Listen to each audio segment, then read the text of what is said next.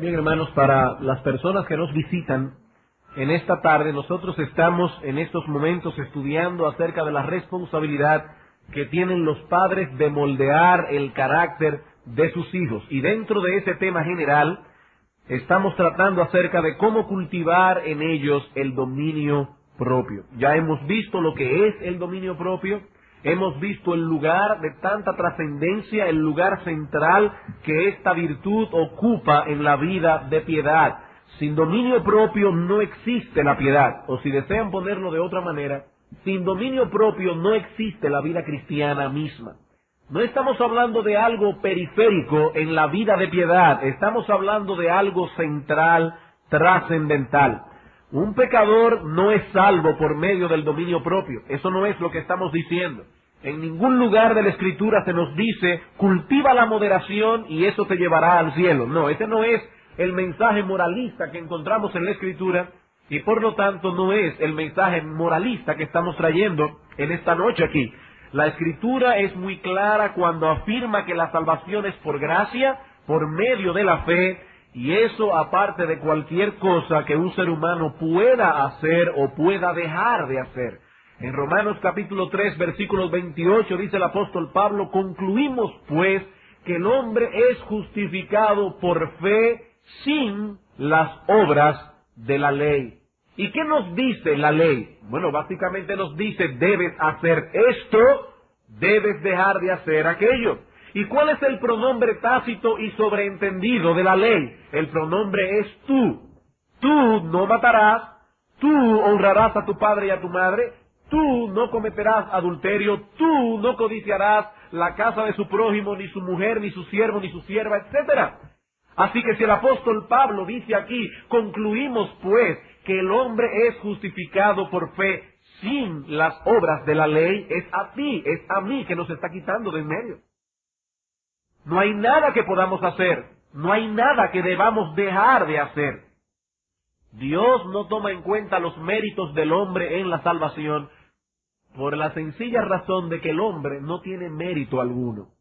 Sabemos que las religiones nos dicen que sí, que hay cierto mérito en el hombre, que si hacemos algunas cosas y nos abstenemos de hacer otra, podremos conseguir la salvación de nuestras almas, pero la Escritura niega esto rotundamente. Romanos capítulo 3. Versículo 10, dice el apóstol hasta el 12, como está escrito, no hay justo ni aun uno, no hay quien entienda, no hay quien busque a Dios, todos, sin excepción, se desviaron, a una se hicieron inútiles, no hay quien haga lo bueno, no hay ni siquiera uno. Y más abajo en el versículo 19 dice, pero sabemos que todo lo que la ley dice, lo dice a los que están bajo la ley, para que toda boca se cierre y todo el mundo quede bajo el juicio de Dios, ya que por las obras de la ley ningún ser humano será justificado delante de él, porque por medio de la ley es el conocimiento del pecado. Dios en ningún momento intentó salvar al hombre por medio de la ley. Ese no es el diseño divino. Nadie se ha de salvar guardando los mandamientos, porque no hay un solo ser humano que pueda tener una obediencia perfecta a todos los mandamientos de Dios. Por eso dice en el versículo 21, pero ahora, aparte de la ley, se ha manifestado la justicia de Dios, testificada por la ley y por los profetas, la justicia de Dios por medio de la fe en Jesucristo para todos los que creen en Él, porque no hay diferencia, por cuanto todos pecaron y están destituidos de la gloria de Dios, siendo justificados gratis, gratuitamente, por su gracia, mediante la redención que es en Cristo Jesús. Así que cuando decimos que el dominio propio es central en la vida cristiana, no estamos diciendo que el dominio propio es la puerta de la salvación, porque eso no es lo que enseña la Escritura. Y debemos aclarar esto, porque hay personas que nos están visitando, no queremos que se vayan a confundir en cuanto al mensaje que estamos dando aquí tarde por tarde. Sin embargo, La misma Escritura que nos enseña que no somos salvos sino por medio de la fe, o sea que somos salvos únicamente por la fe, nos dice también que esa fe solo es verdadera cuando lleva consigo el germen de la obediencia. Esa fe solo es verdadera cuando lleva consigo una disposición de obediencia a Dios. No olviden, hermanos y amigos, que la fe es una gracia divina. Es Dios quien concede esa gracia al hombre. Y esa fe que Dios da, esa fe que Dios concede, conlleva la capacidad de creer, la capacidad de confiar, la capacidad de obedecer. Ese germen se encuentra en esa gracia que Dios da. Por ejemplo, una persona que no confía, ¿podemos decir que tiene fe? Obviamente no, porque la confianza es una parte integral de la fe. Una persona que no confía no posee fe. Eso es muy obvio, pero de igual modo podemos decir que una persona que no posee la disposición a obedecer tampoco tiene fe. Porque esa disposición a la obediencia de los mandamientos de Dios es parte integral de la fe. John MacArthur, en su libro El Evangelio según Jesucristo, dice lo siguiente al respecto. La fe que Dios otorga comprende tanto el deseo como la capacidad de obedecer a su voluntad. Y él cita Filipenses capítulo 2, versículo 13, donde dice Dios, o el apóstol Pablo, que Dios es el que produce en nosotros el querer, pero también el hacer, por su buena voluntad. Y sigue diciendo el doctor MacArthur, en otras palabras, la fe incluye obediencia. El creyente auténtico obedece, pero, dado que todos retenemos los vestigios de la carne pecaminosa, nadie obedece de forma perfecta. Aquí no estamos enseñando perfeccionismo. Pero el deseo de hacer la voluntad de Dios está siempre presente en los cristianos verdaderos. La fe produce siempre el deseo de obedecer. Así que si bien es cierto que la salvación no es por nuestra obediencia, sino por medio de la fe en Jesucristo, la vida que se deriva de ese acto de fe es una vida caracterizada por la obediencia. Y esa vida de obediencia solo es posible cuando deponemos nuestros deseos y nuestros sentimientos para obedecer en cambio los dictados de Dios, y eso es precisamente lo que significa tener dominio propio. Eso es exactamente lo que significa tener dominio propio. Ya hemos visto que el dominio propio no es otra cosa que el predominio de los principios bíblicos sobre nuestros sentimientos y deseos. Eso es dominio propio. Así que al fortalecer esa gracia, también se incrementará nuestra vida de obediencia. Una cosa lleva a la otra. En Lucas capítulo 9, versículo 23, el Señor Jesucristo dice lo siguiente, lo cual nos demuestra que el dominio propio es central en la vida cristiana. Dice Lucas 9:23, el Señor, y decía a todos, si alguno quiere venir en pos de mí, niéguese a sí mismo, tome su cruz cada día y sígame. Esa cruz no es ningún tipo de problema personal. Hay personas que dicen, mi esposa es mi cruz, mi esposo es mi cruz, tal enfermedad es mi cruz. Eso no es lo que enseña la Escritura. La cruz es un instrumento de crucifixión, es un instrumento de muerte. Y lo que el Señor está diciendo es que si queremos andar en obediencia a los mandamientos de Dios, tenemos que tomar el yo cada día y clavarlo en una cruz. Eso es dominio propio. Recuerden, hermanos, que la meta general que tenemos con la crianza de nuestros hijos es llevarlos a ser buenos ciudadanos de dos reinos. El reino terrenal, la nación donde les ha tocado vivir, el reino de Dios, el reino espiritual. Y dado que en ambos reinos hay leyes que obedecer, hay deberes que cumplir, es imprescindible que nuestros hijos desarrollen la voluntad, la capacidad para obedecer cuando les guste y cuando no les guste, cuando lo quieran y cuando no lo quieran, cuando tengan el deseo de hacerlo y cuando no lo tengan. Hermanos, basta con salir a la calle un día de semana para ver el caos que produce en una nación la carencia de esta virtud. Nosotros podemos decir que en nuestro país, en cierto sentido, reina mucha anarquía. Aquí nadie respeta, no digo nadie porque soy muy general, pero muy pocas personas respetan los semáforos. Tiran basura donde quieren. Y si a un gracioso se le ocurre la idea de perpetuar su nombre en tu pared, busca una pintura y pone José 92. Y tú sales al otro día y te encuentras que tu pared ha sido rayada, porque a un gracioso se le ocurrió perpetuar su nombre en la pared de tu casa, en la verja que construiste tú con tu dinero. Eso es un caos. Ahora, ¿saben dónde se origina ese caos?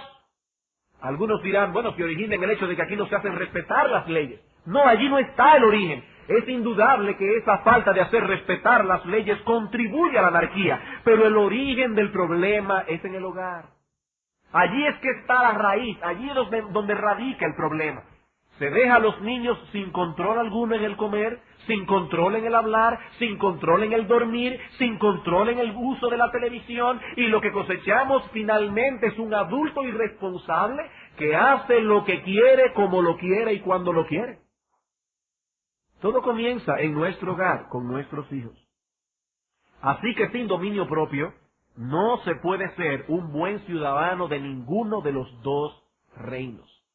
Y es por eso, hermanos, que hemos preferido tratar este tema con calma. No nos estamos apresurando, aunque nos tome unos domingos más, porque no estamos hablando aquí de una característica más de la piedad, sino del corazón, de la esencia misma de la piedad. La semana pasada nosotros tratamos con el dominio propio en el comer. Hoy en la tarde vamos a tratar el dominio propio en las emociones. Gracias por vuestra paciencia en toda esta introducción. Vamos a tratar ahora el dominio propio en las emociones. No solo debemos trabajar con nuestros hijos para que aprendan a controlar sus apetitos, sino también sus emociones. Al igual que usted y que yo, nuestros hijos tienen que aprender a manejar sus afectos para que sus afectos no terminen manejándolo a él. Ellos tienen que aprender a lidiar con 4 emociones básicas. Son muchas, pero básicamente hay 4 emociones con las que tienen que lidiar nuestros hijos. La ira, el temor, la tristeza y el gozo. La ira, el temor, la tristeza y el gozo. En la Escritura encontramos que hay una forma correcta de expresar todas esas emociones, pero también nos enseña que existe una forma incorrecta de hacerlo. Y lo que vamos a hacer en esta tarde es básicamente 3 cosas. En primer lugar, vamos a explicar brevemente cómo funciona el alma en lo tocante a las emociones. En segundo lugar, demostrar que es lícito expresar nuestras emociones. Y en tercer lugar, estableceremos cuándo las emociones han traspasado los límites en los que Dios desea que permanezcan. Voy a repetir. Vamos a ver en primer lugar el funcionamiento de nuestra alma en lo tocante a las emociones. Luego veremos que es lícito expresar las emociones siempre que se haga de una manera apropiada. Y eso nos va a llevar al tercer punto. ¿Cuál es la manera apropiada de manejar, de manifestar nuestras emociones? Vamos a comenzar entonces en primer lugar a ver cómo funciona nuestra alma en lo tocante a este asunto. No nos extenderemos mucho en esto, pero considero, hermanos, que es importante que conozcamos un poco en cuanto a la forma en que nuestra alma funciona para que podamos conseguir un balance adecuado en el manejo de nuestras emociones. Dios ha equipado nuestras almas con 2 capacidades o 2 facultades principales. Una que es capaz de percibir, especular, discernir y juzgar todas las cosas. Una de las principales facultades, hay 2. Una de las principales facultades con que Dios ha dotado el alma es la capacidad de percibir, especular, discernir y juzgar todas las cosas. Esa es la capacidad que nosotros le llamamos el intelecto o el entendimiento. Esa es la capacidad que nosotros le llamamos el entendimiento. Nuestras almas vinieron equipadas con esa capacidad de entender las cosas que percibimos a través de nuestros sentidos. Pero también tenemos otra facultad por medio de la cual somos movidos de alguna manera por aquellas cosas que percibimos. No solo tenemos la capacidad de entender a través de las cosas que percibimos por los sentidos, sino que también tenemos la facultad de ser movidos por esa percepción. Es por eso que el hombre no es un espectador indiferente de las cosas que nos rodean, porque Dios no creó al hombre de ese modo. Usted se levanta en la mañana, lee el periódico y ve que un individuo mató a 2 personas. Y eso le indigna, eso le causa indignación. Esa es la forma en que Dios creó al ser humano. Así que cada vez que percibimos algo, esta facultad que Dios ha puesto en nuestra alma nos mueve de un modo u otro. A esa facultad algunos le llaman el corazón, otros le llaman los afectos, otros le llaman las emociones. Pero es esa capacidad que tenemos de ser movidos por medio de las cosas que percibimos. Por medio de esta facultad nos sentiremos atraídos hacia algo, también rechazaremos otras cosas. Algunas cosas nos gustarán, otras nos disgustarán. Lo aprobaremos o lo desaprobaremos. No podemos ser espectadores indiferentes. Por ejemplo, usted va caminando por la calle y de repente se encuentra con un enorme perro que está de lo más tranquilo en el jardín de una casa, pero con la puerta de la verja abierta. Usted no puede ver en ese momento si el perro está amarrado o está suelto. ¿Cuál es usualmente el proceso que ocurre dentro de nosotros en tales casos? Bueno, lo primero que pasa es que en cuestión de segundos nuestro entendimiento llega a ciertas conclusiones. Perro grande, puerta abierta, me puede morder. No es algo que uno se sienta a calcular, es algo que ocurre en cuestión de segundos. Es de esa manera que actúa el entendimiento. Pero ese proceso de pensamiento no es indiferente. No es indiferente. Nuestro corazón se acelera, algunos comienzan a sudar, sienten temor y deseos de alejarse de ese lugar lo más rápido posible. ¿Ven cómo actúa el entendimiento con las emociones? Ese temor puede diferir en grados entre una persona u otra, pero generalmente todos tendemos a rechazar aquello que nos puede causar algún daño, como también todos tendemos hacia aquello que nos agrada o que pensamos que nos puede generar algún bien. Así que el alma humana tiene la capacidad de sentir ira, odio, temor, tristeza, como también puede sentir complacencia, deleite, cariño, gozo, ternura, etc. Tenemos entendimiento y también tenemos emociones. Y Dios lo hizo de tal modo que es nuestro entendimiento el que debe manejar nuestras emociones. Esto es parte de nuestra constitución original. Fue Dios quien nos creó de este modo. Esta enseñanza nos lleva de la mano al segundo asunto que deseamos considerar en esta noche. Ya que fue Dios mismo quien diseñó al hombre con esas 2 facultades, entonces es legítimo, es lícito que expresemos nuestras emociones. Ya que fue Dios quien creó el alma de ese modo, hermanos, es lícito que expresemos nuestras emociones. Dios no espera de nosotros que vivamos reprimiendo las emociones. Eso no es lo que Dios quiere. Una cosa es controlar, otra cosa muy distinta es reprimir. Dios quiere que nosotros tengamos control, pero no que reprimamos esas emociones. Así que los padres no debemos de ninguna manera impedir que nuestros hijos manifiesten sus emociones siempre que lo hagan de una manera apropiada. Hermanos, en esto debemos ser enfáticos. Reprimir las emociones no es bíblico. Y tratar de que nuestros hijos no repriman las emociones no solo no es bíblico, sino que también es una crueldad. Dios no nos pide eso y por lo tanto nosotros tampoco tenemos derecho a pedir eso de nuestros hijos. No tenemos derecho. Algunas personas, algunos padres parecen esperar que sus hijos prácticamente nunca manifiesten la alegría a través de la risa o nunca manifiesten la tristeza a través del llanto. Eso es reprimir las emociones y eso es precisamente lo que Dios nos dice en su palabra que no debemos hacer. Decirle a un niño varón, por ejemplo, que los hombres no lloran, no solo es una mentira, sino que no es bíblico. Eso no es bíblico, los hombres sí lloran. Porque Dios creó al hombre con esa capacidad. El Señor Jesucristo era un hombre perfecto y un hombre también muy varonil. No solamente un hombre perfecto, sino también un hombre muy varonil. Y cuando vamos a los evangelios, lo encontramos manifestando sus emociones apropiadamente. Nuestro Señor Jesucristo lloró, nuestro Señor Jesucristo se regocijó en el Espíritu, nuestro Señor Jesucristo se enojó. Sin embargo, nuestro Señor Jesucristo nunca pecó. ¿Por qué? Porque siempre supo mantener sus emociones bajo control. Bajo control. Así que hay una forma bíblica de manifestar los afectos, sean varones o sean hembras. Hay ocasiones en que los hombres sí lloran. Hay ocasiones en que los hombres sí lloran.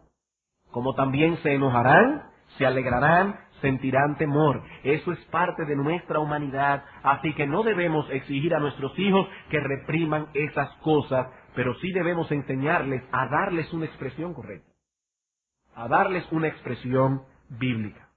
Debemos enseñarles, por ejemplo, que hay una forma correcta de manejar la ira.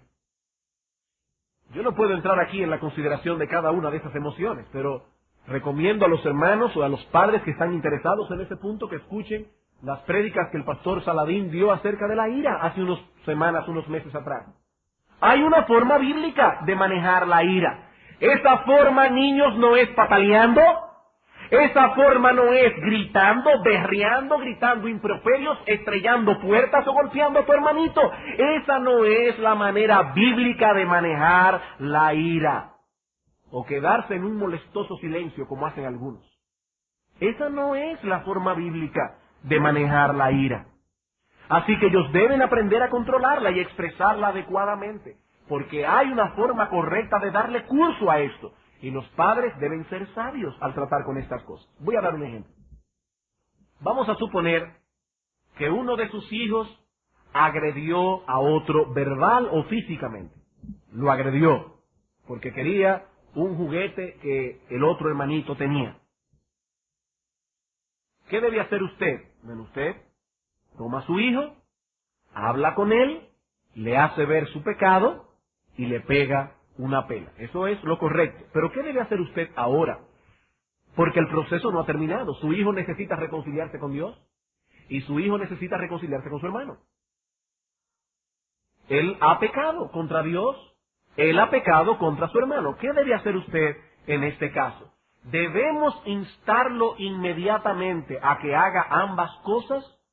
¿O sería tal vez preferible y más sabio esperar que sus emociones se calmen? ¿Qué sería lo más sabio en este caso? Recuerden, hermanos, que su hijo en ese momento acaba de pasar por un momento doloroso. Porque la pela duele, además de sentir el desagrado, la desaprobación de su padre o de su madre en lo que ha hecho. En este caso, lo segundo sería más sabio. Lo segundo sería más sabio. Ya usted lo castigó por la falta cometida. Ordénele ahora que se quede un rato en su cuarto meditando en lo que ha ocurrido. Y en un tiempo apropiado usted vuelve a hablar con él. Su hijo estará más tranquilo, más sosegado, con más aptitud para entender. Y entonces usted le dice que debe pedirle perdón a Dios y que debe pedirle perdón a su hermano. El padre que ha hecho eso, por un lado ha disciplinado a su hijo correctamente, pero también ha tomado en cuenta sus emociones. Ha tomado en cuenta que la pela le ha dolido. Eso es manejar el asunto con sabiduría. Hermanos, usted no puede pegarle una pela a un niño y luego decirle, y no quiero que me llores. Eso es una crueldad. El lloro es una forma, es una manifestación lícita de dolor. Lo que el padre no puede permitir, oigan esto, padres, lo que el padre no puede permitir de ninguna manera es que el niño le haga una rabieta. Porque hay niños que cuando le pegan una pela lloran de rabia y eso no podemos permitirlo porque ese es un lloro de rebelión. Eso sí no puede ser permitido, pero que llore es lo apropiado. Es lo apropiado. Y lo mismo ocurre con el temor. Hay cosas que infunden temor en nuestros hijos, como las hay también que nos causan temor a nosotros los adultos. ¿Qué dice el salmista en el Salmo 56, versículo 3? En el día en que temo, yo en ti confío. Eso no es lo que dice el salmista. Él no dice ahí, los hombres nunca tienen miedo. Tampoco dice en ese salmo, los verdaderos creyentes nunca sienten temor. No, eso no es lo que dice el salmista. pero él había tomado la decisión de confiar por encima de sus temores. Una cosa es sentir miedo y otra muy distinta dejarnos controlar por él. Es lo mismo que la ira. Un creyente nunca puede dejarse o debe dejarse controlar por la ira, pero la ira en sí misma no es pecaminosa porque Dios tiene ira. Y en los evangelios encontramos a nuestro Señor Jesucristo en ocasiones manifestando su enojo. La ira en sí misma no es pecaminosa. Aquí estamos hablando de un asunto de decisión. Decisión. El salmista había decidido controlar sus emociones en dependencia del Espíritu Santo. En el día que temo, dice el salmista, yo he decidido confiar. Es una decisión. Hay personas que dicen, es que yo no puedo controlar mis emociones, yo no puedo controlar la ira. Eso no es cierto. El problema nuestro es que rehusamos controlarla. Podemos, pero no queremos hacerlo en ese momento. ¿Saben por qué? Porque esa manifestación de ira es un instrumento de venganza contra la persona que nos ha molestado. Nosotros podemos controlar la ira, pero no tomamos la decisión de hacerlo porque no queremos hacerlo. Y se lo voy a demostrar con un ejemplo. Hay personas que están discutiendo acaloradamente dentro de una casa, peleando con la esposa. O esa mujer, esa esposa, peleando con el servicio. Pero entonces de repente, ¡tin-tum!, suena la puerta de la casa. Una visita inesperada, importante, con la cual nosotros no tenemos mucha confianza. Mire, en el casi 99% de los casos, la ira se va. Esa persona estaba encendida, en furor, discutiendo acaloradamente, pero desde que oyó el sonido de la puerta, se calmó, como por arte de magia. Y abre la puerta, ay, ¿cómo está usted? Pase adelante, ¿le pasa algo? No sabe la lucha. Unos minutos antes estaba tragando a la mujer. Así que usted puede controlar la ira. Usted puede controlar la ira. En ese caso, esa persona controló la ira porque le convenía hacerlo. En el caso del creyente, nosotros seríamos ayudados a mantener nuestra ira bajo control si recordamos constantemente lo que dice Filipenses capítulo 4, versículo 5. Que vuestra gentileza sea conocida por todos los hombres porque el Señor está cerca. El Señor está cerca. Él no llega de repente como las visitas inesperadas. Él siempre está ahí, observando la forma en que te comportas. Sobre todo cuando alguien te agrede o sobre todo cuando alguien te ha quedado mal. El ebanista que te prometió hace 3 meses que te iba a llevar ese mueble a tu casa y ya han pasado 5 y todavía no va por la mitad. O el niño que te acaba de romper un jarrón costoso o que te manchó tu vestido nuevo. ¿Qué dice la Escritura? El Señor está cerca. Él está contemplando cuidadosamente la manera en que te comportas. Y dice la Escritura, amigo hermano, que vuestra gentileza sea conocida por todos los hombres. Pero recuerda, el Señor no está esperando de ti que no manifiestes ningún tipo de emoción ante estas cosas. Eso no es lo que el Señor está pretendiendo. Ay, se me acaba de romper el vestido. No, eso no es lo que Dios quiere. Eso no es lo que Dios quiere. Puede haber preocupación, hasta tristeza, porque quizás te lo regaló tu esposo el 14 de febrero. Puede haber tristeza porque se te rompió la pieza. Pero una cosa es tristeza, otra cosa es desesperación, como si fuéramos paganos. Así que no debemos reprimir las emociones, pero sí debemos controlarlas, y eso nos lleva a nuestro tercer punto. Hemos hablado aquí de que a veces las emociones se manifiestan incorrectamente. ¿Cuáles son esas manifestaciones emocionales incorrectas? ¿Cómo podemos distinguir cuando una emoción se está manifestando en una forma apropiada? No debemos reprimir a nuestros hijos para que expresen sus emociones, pero sí debemos reprimirlos si lo están haciendo incorrectamente. La pregunta es, ¿pero cómo yo sé cuándo es incorrecta una emoción? 5 cosas. En primer lugar, las emociones son incorrectas cuando están mal dirigidas o fuera de lugar. Las emociones son incorrectas cuando están mal dirigidas o fuera de lugar. Nosotros somos parte de una raza caída y por lo tanto en ocasiones nos gozamos de cosas que debieran de entristecernos, Nos entristecemos de cosas que debieran alegrarnos. Esas son emociones mal dirigidas. Por ejemplo, si uno de tus hijos se ha caído montando bicicleta y se ha dado un golpe muy duro, tú no puedes permitir que su hermanito celebre eso y se muera de la risa. ¿Por qué? Porque su hermanito se ha dado un golpe. Esa emoción de risa está fuera de lugar. Está fuera de lugar. Eso no es cosa de risa, sino de tristeza. Un ejemplo de esto lo encontramos en Segunda de Samuel, capítulo 1, versículos 11 y 12.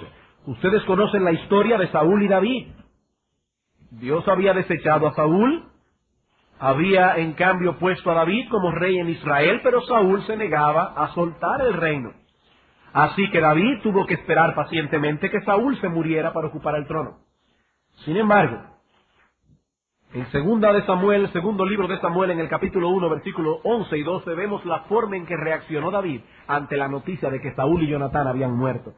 Dice aquí: entonces David, haciendo de sus vestidos, los rasgó, y lo mismo hicieron los hombres que estaban con él, y lloraron y lamentaron y ayunaron hasta la noche por Saúl y por Jonatán su hijo, por el pueblo de Jehová y por la casa de Israel, porque habían caído a filo de espada. He aquí un hombre que tenía sus emociones puestas en su justo lugar. Este momento no era para alegrarse. Era un momento para estar triste, aún a pesar de que David iba a ser coronado finalmente como rey en Israel. Lo mismo podemos decir cuando vamos a hacer el devocional. A veces nuestros hijos, antes de hacer el devocional, están relajando mucho en la casa. Bueno, ya vamos al devocional, hay que darle unos minutos para que se tranquilicen, para que se aquieten, para que calmen sus emociones, porque el tiempo de devocional no es un tiempo de risa, no es un tiempo de juego. Y no podemos permitir a nuestros hijos que usen ese tiempo para cherchar ni para relajar. Eso no quiere decir, como veremos en unos meses, me imagino, cuando veamos la instrucción religiosa, que el devocional debe ser adusto. Y que todo el mundo tiene que estar así, con esa cara que aparece en los bustos de Beethoven. Eso no es lo que enseña la Escritura. Pero tampoco es un momento para reír, no es un momento para jugar.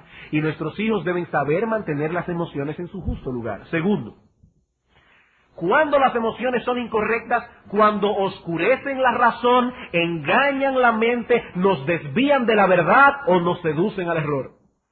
Cuando las emociones son incorrectas, cuando oscurecen la razón, engañan la mente, nos desvían de la verdad o nos seducen llevándonos al error. ¿Cuántas personas tristemente son engañadas a diario por sus emociones?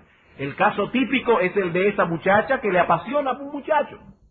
Y los padres le advierten y le dicen: mi hija, a mí no me gusta esa persona para ti. Pero la muchacha no oye, se empecina en el asunto. Sus emociones han tomado tanta preponderancia en la relación que ella no es capaz de analizar objetivamente los argumentos de sus padres. Recuerden que Dios nos creó, o que Dios no creó las emociones para que sean un ente independiente. Nuestras almas poseen dos facultades: el entendimiento y los afectos. Primero entendemos algo y luego la comprensión de ese algo nos afecta de un modo u otro. Pero cuando las emociones ocupan el lugar que le corresponde al entendimiento, está fuera de lugar. Está fuera de lugar. Debemos enseñar a nuestros hijos a guiarse por la razón, no por las emociones. Vamos a suponer que ocurrió algo en la casa que ha causado cierta tristeza. Por ejemplo, se murió un animalito al que le habían tomado mucho cariño. Eso pasa muy a menudo en las casas que tienen animalitos, sea lo que sea. Es comprensible que haya tristeza y aún hasta llanto, sobre todo en los niños que se encariñan más con los animales. Pero resulta que ahora su hijo no desea ir al colegio porque está demasiado triste como para acudir a clases.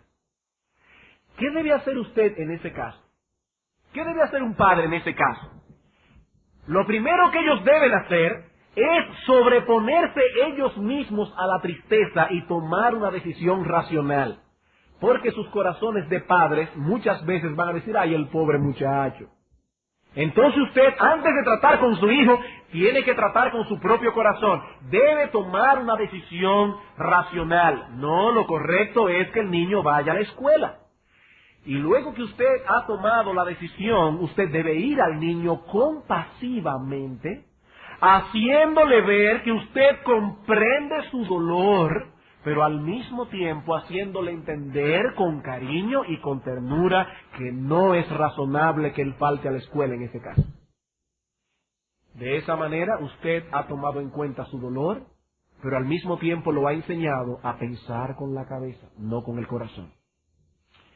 Tercero, cuando las emociones están fuera de lugar, cuando se rebelan contra el gobierno de la voluntad, dificultando la obediencia o inclinándonos a actuar siguiendo los dictados de nuestra corrupción. Repito, cuando se rebelan contra el gobierno de la voluntad, dificultando la obediencia o inclinándonos a actuar siguiendo los dictados de nuestra corrupción. Si usted está airado por algo y esa ira no le permite actuar en base a los principios escriturales que conoce, sino que por el contrario está esa ira inclinándolo a ser irónico, a usar palabras duras, a usar palabras hirientes, esa ira está fuera de lugar. Esa ira es pecaminosa y está condenada por la Escritura. Por ejemplo, en el matrimonio, la Escritura dice que los esposos deben amar a sus mujeres como Cristo amó a la iglesia, que no deben hablarles con aspereza, bajo ninguna circunstancia. La Biblia dice también a las esposas que deben someterse a su marido y que en la manera en que hablan a ellos deben manifestar esa posición de autoridad en que Dios ha colocado al esposo. Ninguna emoción debe ser un impedimento para obedecer esos principios, porque esos principios están claramente revelados en las Escrituras. Dios no nos creó para que fuésemos guiados por las emociones, y mucho menos después de la caída, que el corazón se volvió tan engañoso. ¿Qué dice Proverbios capítulo 28, versículo 26? Que el que confía en su propio corazón es un necio. El que confía en su propio corazón y toma decisiones emocionales es un necio. Así que cuando las emociones producen efectos dañinos, tales como palabras agresivas o acciones que puedan afectar a otros, tales emociones están fuera de lugar. Recuerden que el dominio propio es el predominio de los principios bíblicos sobre los deseos y pensamientos. No pueden ser las emociones las que tracen las pautas de nuestra actuación. Cuarto, cuando las emociones están fuera de lugar, cuando carecen de moderación o cuando las manifestamos en exceso.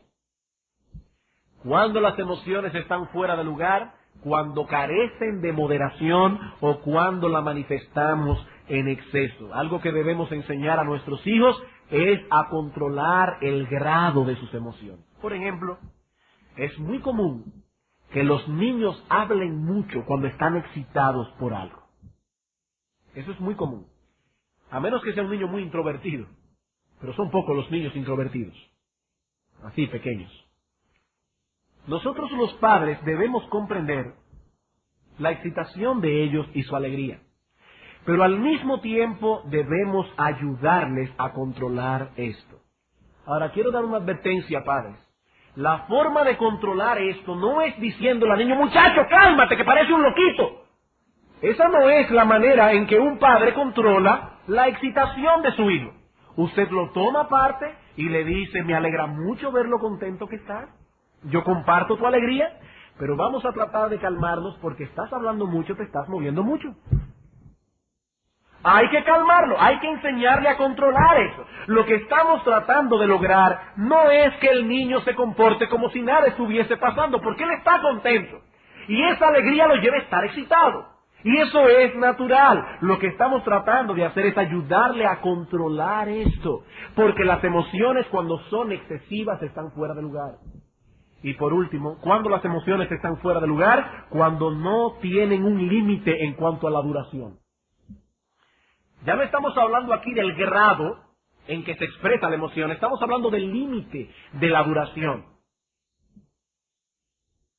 Dice el autor de Eclesiastés, en Eclesiastés capítulo 3, que en la vida hay tiempo para todo, incluyendo las emociones. Hay tiempo de llorar, hay tiempo de reír, hay tiempo de endechar, hay tiempo de bailar. Pero hay algunas personas que parecen estar siempre en un mismo canal. Si es a reír, no paran de reír. Y hay otros que están casi siempre reflejando en sus rostros que se les está cayendo el mundo encima. Siempre, o casi siempre. Pero hermanos, en la vida hay ocasiones y situaciones variadas y por lo tanto deben haber emociones variadas. La vida no es un chiste continuo, pero tampoco es una tristeza continua. Hay que ser balanceados en este asunto. Algunas personas difícilmente toman nada en serio y eso no está bien. Otros difícilmente toman algo a chiste. Todo es un problema, todo es una contrariedad, todo es una complicación. Debemos enseñar a nuestros hijos a ser balanceados en el límite de duración de sus emociones, porque hay tiempo para todo. Hay tiempo para todo. Conclusión. Dios nos creó con la capacidad de sentir emociones y por lo tanto, tales emociones no deben ser reprimidas. No deben ser reprimidas, ni en nuestras vidas personales, ni en las vidas de nuestros hijos. Pero los padres tenemos la responsabilidad de enseñarles a tener esas emociones bajo control. Sobre todo, tenemos la responsabilidad de vivir delante de ellos una vida balanceada, que pueda ser un modelo a copiar en este asunto. Hay tiempo de reír, hay tiempo de llorar, hay tiempo para sentir ternura y afecto, hay tiempo para sentir indignación y enojo. Hermanos, cuando salen cosas en el periódico como lo que salió en estos días, que un individuo se molestó con otro en el parqueo, le pegó un balazo a él, le pegó un balazo a ella. Hermanos, esas cosas indignan. Ser espiritual no es quedarse como si nada estuviese pasando. Esas cosas indignan. Y esa indignación no es más que un reflejo de la imagen divina en nosotros, porque Dios también siente indignación por causa del pecado. Y Dios no desea que nosotros seamos estoicos, personas que no sienten frío ni sienten calor. Eso no es humano y Dios no nos creó de esa manera. El hombre piadoso no es aquel que nunca se ríe, como algunas personas parecen pensar. Tampoco es aquel que siempre está haciendo chistes, como si en la vida nunca hubiera un problema. El hombre piadoso es balanceado. Él sabe cómo y cuándo expresar sus emociones. Y a medida que él va creciendo y madurando, se parece cada vez más al Señor Jesucristo en eso. Porque el Señor Jesucristo era un hombre balanceado. Era un hombre balanceado. Hermanos, que el Señor nos ayude para continuar desarrollando el dominio de nuestras emociones y que podamos al mismo tiempo desarrollar esa virtud en la vida de nuestros hijos. Debemos ser personas balanceadas. Debemos tener dominio propio en el comer, dominio propio en los afectos. Vamos a orar.